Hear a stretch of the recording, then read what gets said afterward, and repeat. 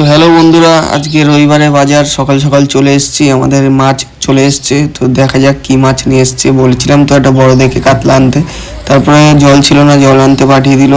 এসে দেখলাম দাদা বলছে তোর জন্য এনেছি একটা বড় কাতলা, কিন্তু দেখলাম একটা না তিনটে বড় বড় কাতলা এনেছে। তো এটা কাটতে হবে আমাদের, আরও মাছ যেগুলো চলে এসছে।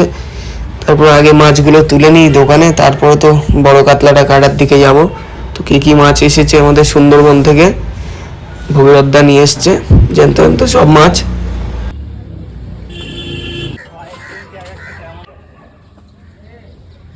তো দোকানে মাছ তোলা শুরু করে দিয়েছি, কেন রবিবারে বাজার তাড়াতাড়ি দোকানে মাছ তুলে দিতে হবে। তো এটা রুই মাছ নাকি কমেন্টে বলো। আর প্রথম শুরু করলাম চিতল মাছ থেকে, চিতল মাছটা কাটলাম, কাটার পরে শুরু হয়ে গেলো সেই কাতলা মাছ কাটা। আজকে যা বড় বড় বলেছিলাম আমি আনতে, বড় কাতলা কাটার ইচ্ছা ছিল তাই। তো এই যে বড় মাছটা কাটছি, তো ভালো কিনা খারাপ কমেন্টে বলো।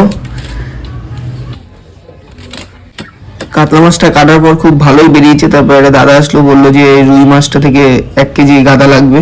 তো গাদাটা কেটে দিয়ে দিলাম। তারপর একটা কাস্টমার এসে বললো যে আমাকে একটা ভেটকি মাছ ফ্রাই করে দিতে হবে। তো ভেটকি মাছটা প্রথম কাটিং শুরু করে ভেটকি ফিলেটটা তুললাম, তোলার পর প্লেটটা তুলে ফিশ ফ্রাই করে দিয়ে দিলাম।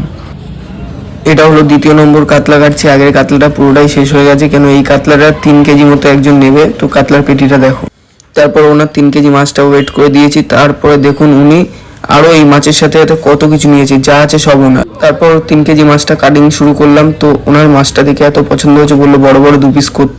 এক এক করে সব মাছগুলো কেটে দিয়ে দিলাম, মাছের ভিডিওগুলো নিয়ে নিই। তারপরেও মাছের মাথাটা ওনার পছন্দ হয়েছিল খুব, তো মাথাটা 3 কেজি ওয়েট ছিল, মাথাটা কেটে তারপর কাতলা মাছটা কাটতে কাটতে এই গুরজেলি মাছটা পাশে ছিল, গুরজেলি মাছটাও দেখে পছন্দ হলো, তো গুরজেলি মাছটাও কাটলাম। আরেকজন এসে বললো যে এত বিশাল সাইজের কাতলা, আমাকেও 1.5 কেজি মতো দাও। তো 1.5 কেজি। এটা হলো আমাদের 3য় নম্বর কাতলা ছিল, যার ভিডিও লাস্ট পর্যন্ত আর কোনো করা হয়নি তাড়াতাড়ির কারণে। আজকের মতো এইটুখানি ভিডিও ছিল।